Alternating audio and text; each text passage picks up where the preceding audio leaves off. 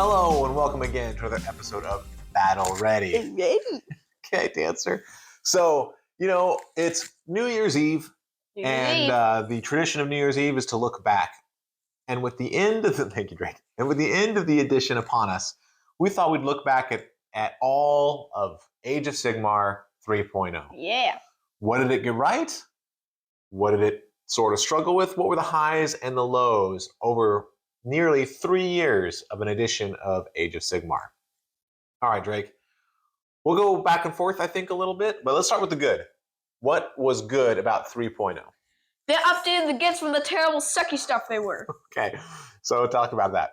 Before, the Gits' one battle trait was the Bad Moon, and it was super swingy. Yeah. Their war scroll cards were terrible. Mm-hmm. And they had the lock-on subfactions. Mm-hmm. So I'll expand that a little bit for my first pick. And my first pick, I think 3.0 generally did a really, really good job with battle tomes. Yeah. I think their battle tomes were mostly pretty good, mostly pretty fun to play. Some of them have had a little bit of competitive imbalance, but in our casual lists, that hasn't mattered super much. But almost, well, I shouldn't say that, but many battle tomes felt right? Yes. The Ghosts, the Night Haunt, felt like Night Haunt. A huge upgrade over 2.0. Gits felt better. Finally. Nurgle felt good. Nurgle. And the other thing I liked about it is every faction got a battle tome. Now, some of them, like Stormcast, got them on day one. And some of them, like Flesh Eater Courts, are getting them like 6 months before the edition ends. So I think maybe that schedule could be changed a little bit. But it is a huge improvement from 2.0, right? In 2.0, it was spotty. So there were at least two factions I can think of, Nurgle and Idnethipkin, that never got a 2.0 battle tome. They were just still running off 1.0. And that's a shame. That's a shame. Every faction, if Blizzard, if Warhammer, if Games Workshop is going to have these factions, yes, then they need to support them with models, they need to support them with battle tomes, they need to support them with rules and lore and all that other fun stuff. And so to have factions, especially something like Nurgle, which is pretty gross. It is pretty gross, but also just important to the scene, not get a battle tome, it's a black eye, right? So I think one of the things I loved about 3.0, everybody got a battle tome, and for the most part, you can find exceptions, but for the most part, they were pretty good, at least in the casual setting. Pretty darn good. What else did you like about 3.0? I liked that we got Cunning Orcs. Cunning Orcs, instead of, because before, Bone Splitters was just Wild Party. Iron Jaws was and now we finally have some cunning ones. All right, so you like the Cruel Boys. Yes. The cruelest of boys. I completely agree. I thought the Cruel Boys were a great addition. I love that sort of gangly aesthetic to the orcs. Gangly. Yeah. They're a little bit more skinny, humanoid, right? Yeah. Because Iron Jaws and 40k orcs are just like big piles of muscle, right? They're just blocking. Blocking muscle. And so I like that you had the Cruel Boys, which were a little more stabby. Just aesthetically, I like them a lot better. I think their rules can be a travesty. I don't think they're, they had a really good idea with the dirty tricks, the venom encrusted weapons. That's legit. But after that, they really fell down on both the effectiveness of the rules. Most of their rules are not that effective, and on the place, like every other element, Night Haunt, Iron Jaws, Nurgle, they all play sort of like how you feel they would play. Like how they exactly. Read. And Cruel Boys are supposed to be this ambusher, sneaky, tricky ones, but they still just sort of line up in ranks and fight. What they should be able to do is they should be able to roll a d6, pick 6 units, roll a d6, and whichever one gets teleported right to the middle. Well, they should have stuff. Yeah, I think movement shenanigans is good. I think they should have Ford coming on. tricks every round. I mean, we could talk for a whole episode about how we would fix the Cruel Boys. But I agree with you that I think introducing that aesthetic is really cool. I love the way that they look. All right, my number 2. Your number dos is I think that they more or less did a fabulous job with the General's Handbook. Now, it's not a perfect job, right? There were battle plans that were not fun. Pretty much anything with the no reserves rule. There was also the Bounty Hunters one, the 6-month one. Oh, that was they probably should have done 6 months one, and Bounty Hunters was not great. Killing the stupid control guys. So not everything's great, but I've actually been really enjoying the most recent one with the Primal Magic. Primal Magic's fun. I really enjoyed the first one where monsters were big and important, right? And you got bonus points for taking down monsters. Yeah. I thought so, and the battle plans. I mean, they come in packs of 12, and in our estimation of them, I mean, in each pack of 12, there's been like at least half that were good. Yeah. So I think more or less, now if you're a tournament player and you've been going to tournaments and you see exactly how every battle plan matches up against every army, maybe you've got a lot more experience on this than we do.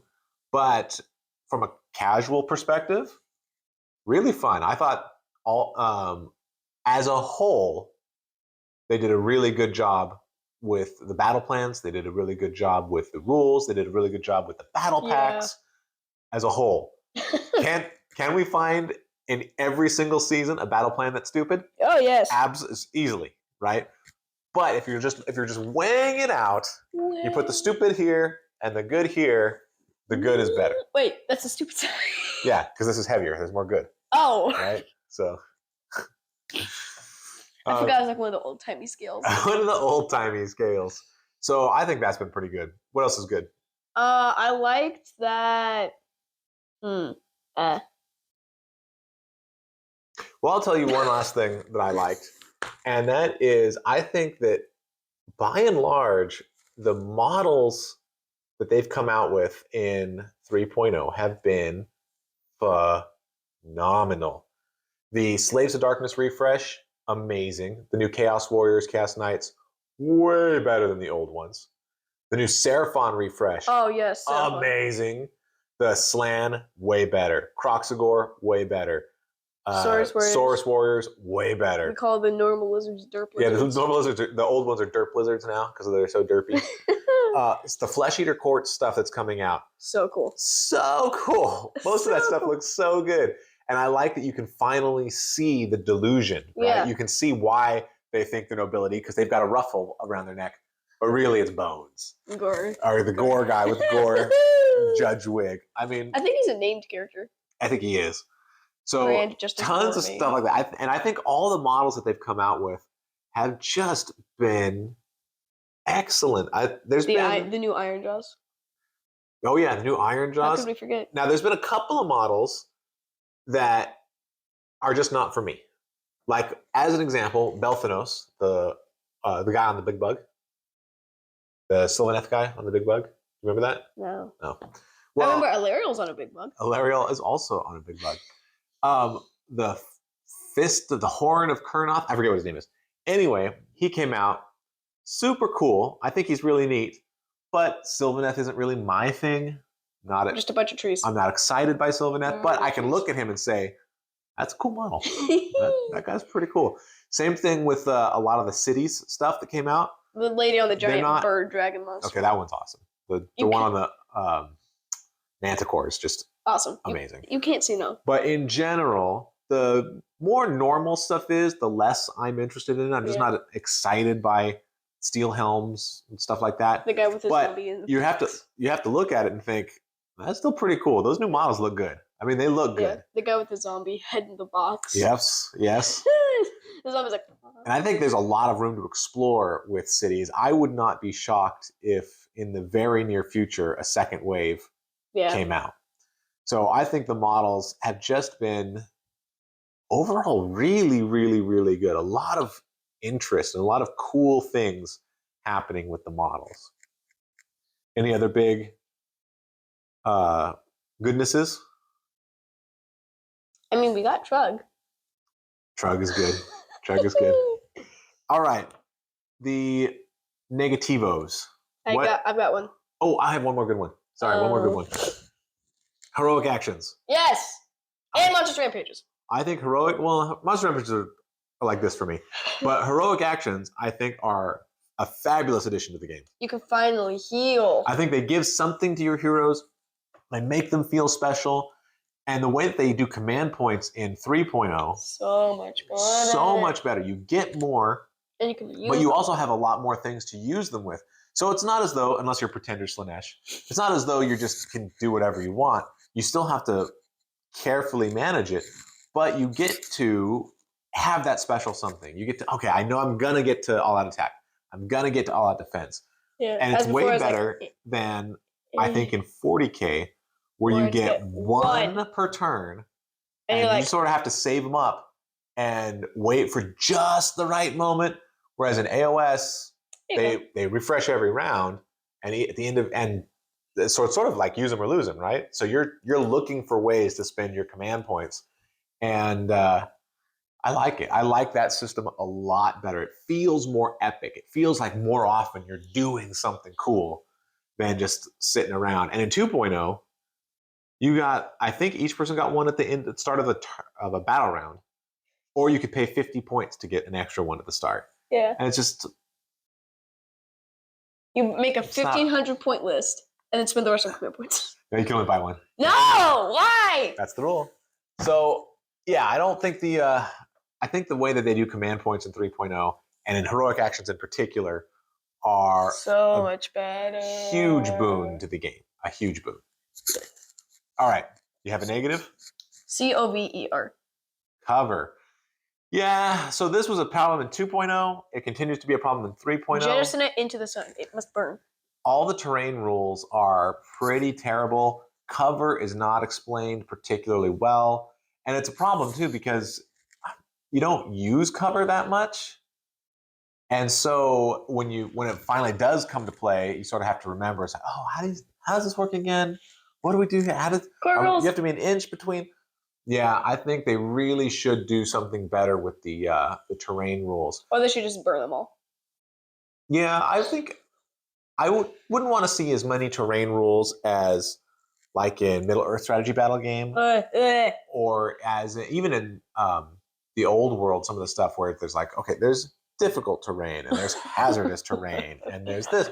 I don't know that you need that many rules, but I would like to see, basically, unless a battle plan calls for it, you just said that everything's impassable.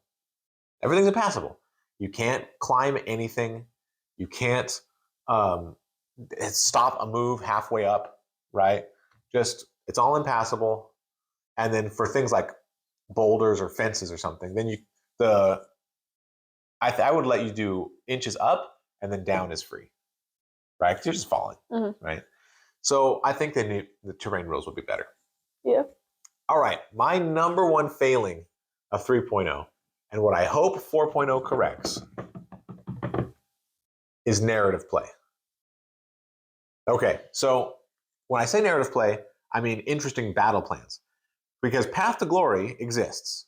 But Path to Glory is just Warhammer with homework. That's all it is. You play a normal game of Warhammer, and then at the end you have homework. You've got to write people down on your battle plan. You've got to roll to see their renown. You've got to. It's awful. Well, I shouldn't say it's awful. It's not awful. But as far as narrative play goes, I guess it is a campaign system. So if you're looking for a campaign, there's that. But there's no. I feel like it's wrong to call it narrative. There's no story. You have to make it up. Yeah, that's more homework. It's more homework. If any story that is created is something that is completely player driven.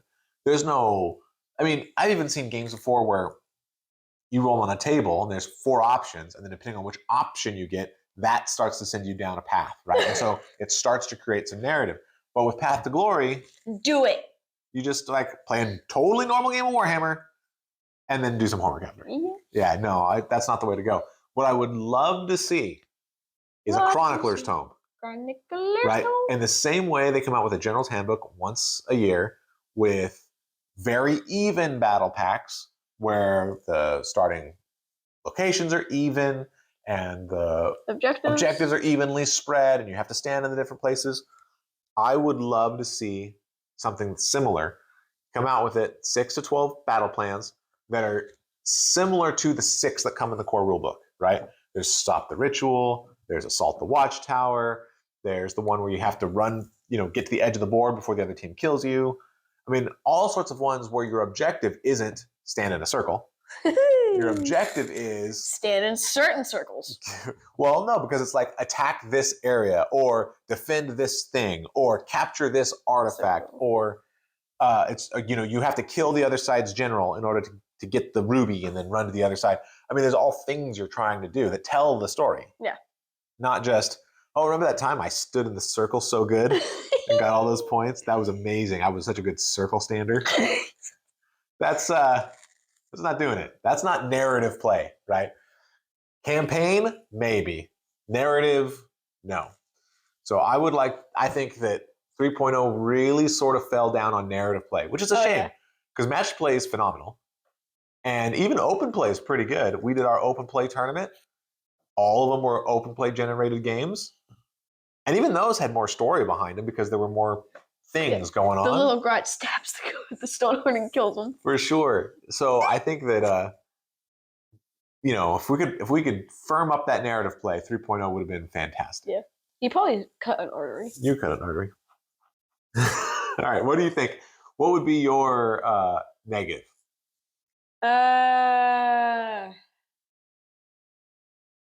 Maybe one of my negatives might be Kragnus breaks out.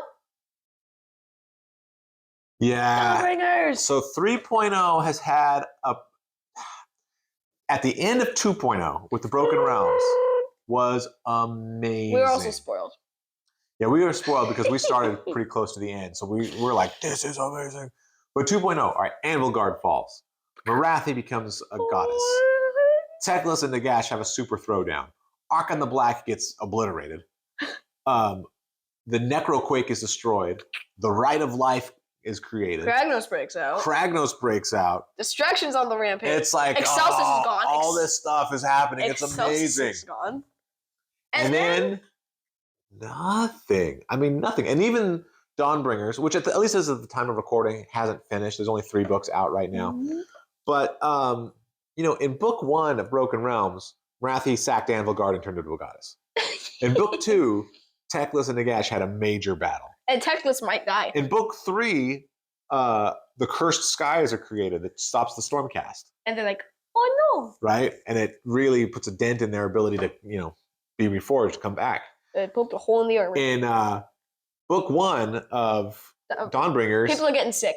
Some people show up and get sick. To get sick. In book 2, Trug comes, which is neat, but all he does is smash into the Twin-tailed Crusade. The Crusade, yeah. But it's important. The Dawnbringers. Is it as important as Marathi becoming a goddess? Probably. No. The we'll events. See. So yes, maybe these are leading up to something that's just going to be amazing. Because with the Twin-tailed Crusade, they were basically trying to found. But so far, the lore has been well below 2.0's lore, and then between the launch of 3.0 and the start of there weren't even crickets. Dawnbringers. There weren't even crickets. It was that silent. So little lore. The crickets even left. I mean, as you bought individual battle tomes, there'd be little snippets, little blips of what the reign of the beast or whatever they called it was doing. But overall, 3.0 was pretty poor in the lore department. Yeah. Were there some cool books? Sure, there were some cool books. I've been reading and enjoying God Eater's Son. We like the Drecky Flint novel. I mean, there's good stuff. But as far as like movers and shakers and really seeing the mortal realms unfold and having real big things happen, yeah, basically no. Basically no. All right, what about you? I did that. I did the narrative thing. No, you didn't. Yes, I did. I said there was like none. No, you didn't. Yes, I did. Okay. Well, if it's my turn again, picking negatives is actually sort of difficult because I think that overall it has been pretty good. But if I had to pick another negative, I think that when it comes to balancing, so they come out with quarterly balance. What do you call those? Battle scrolls that make adjustments, yes. which I think is good. I think that's really good. I want them to keep doing that. I was a little bit nervous at first when they went from 6 months to 3 months, but I feel like they've been pretty responsible with it. They're not super swingy changes. They feel pretty good. But one, their first battle scroll that just gave extra points for failing armies was stupid. It was like, you get more points. There, now you win more. Stupid. But more importantly, I think that when they're balancing armies, they have had a nasty habit of not counting recursion well. Yeah. So if you have Soulblight, who can bring back models every turn, so twice a battle round on a whim, on a 3-up. Oh, they're everywhere. That is not counted in their points sufficiently. This board is covered, like this much of the board. And especially because with Gloomspite Gits, they can do it, but only on their turn. And on a 4-up. And on a 4-up. So it's like it's a lot harder and a lot less reliable. And their thing can get blown up. And with the Soulblight, they just do it every turn. Do it. So you're basically, if you pay for 60 zombies, you're basically getting 90 zombies because a 30 pack will come back, right? They're basically genies. Pew! Stand up. Pew! So, and I don't think that they have always counted that accurately in setting the points for these things. I think that they either made recursion, particularly in Soulblight, although my understanding is OBR has a similar problem, and it looks like Flesh Eaters are going to have a similar problem. Cavalry. But if they're going to have recursion, which I think is cool and thematic, they either need to make it more difficult, less reliable, maybe make it on a 5-up or something, right? Uh-huh. Or if they're going to make it more reliable, which is fine, then they need to bump up the points on those units, right? Make those summonable units less bigger. summonable. Yeah, make them more expensive because when you buy them, you're getting 50% more. In the same way they used to do it with Slaanesh, where all the Slaanesh units would cost a lot because Slaanesh had the best summoning. So it's like you had to pay the summoning tax, so you'd get like 70% of what your other opponent's starting army, and then you would try to summon that last 30% through the course of the game. Yeah, except the old way they got depravity was so hard. Yeah, the new way of depravity I like it. Is way more fun. Now, is it as competitive or as effective? That's to be determined. But funness? Oh, yes. Yeah, funness, yeah. You just have to remember to use your 4 killers. So I think that would be my negative is I think for the most part they get balance okay. Perfectly fine for casual play. But that does stand out as an area where they consistently seem to underrate what things cost. I think they've got I don't really have anything else. Yeah, I think now, if we thought about it a lot, I'm sure, and if we wanted to pick nits, I'm sure we could pick nits. I'm sure there are additional negative things that we could say about 3.0. But I think on the whole, it was really good. It's a good game. And one of the things I think is so cool, especially about all the battle tomes being out, is we can take, whatever happens in 4.0, and I'm sure we'll be journeying into 4.0. But let's say 4.0 is terrible. They make all the wrong choices, and it's just an unfun game to play. We still have all the 3.0 battle tomes. We've got all the 3.0 war scrolls. We've got all the 3.0 everything. So we can put all that on the shelf and take it down anytime we want to play 3.0. Now, that was true of 2.0 as well, except not everything had a battle tome, like Nurgle and Deepkin. Poor Nurgle. But 3.0 was such a better system than 2.0 was. I mean, it just was flat out better. It got rid of the War Scroll battalions. Oh, man, remember the War Scroll battalions? No. Got rid of those. It's good. They shouldn't be remembered. They should be forgotten on the ash heap of history. But you can take it. To the realm of chaos with them. You could take it, just put it on the shelf, and we have 3.0 available to us anytime we want. Yeah. We have all the sticks for every season. Oh, yeah, we've got all the General's Handbooks. One more negative. What's that? They made Seasons of War Thondia and then just stopped. Like, Seasons of War! Stop. Yeah, it definitely seemed like they were going to do more Seasons of War, right? That's why it has a subtitle, Seasons of War Thondia. And then they just went. That's it. There were no Seasons of War Gallet. There's been no Seasons of War Antor.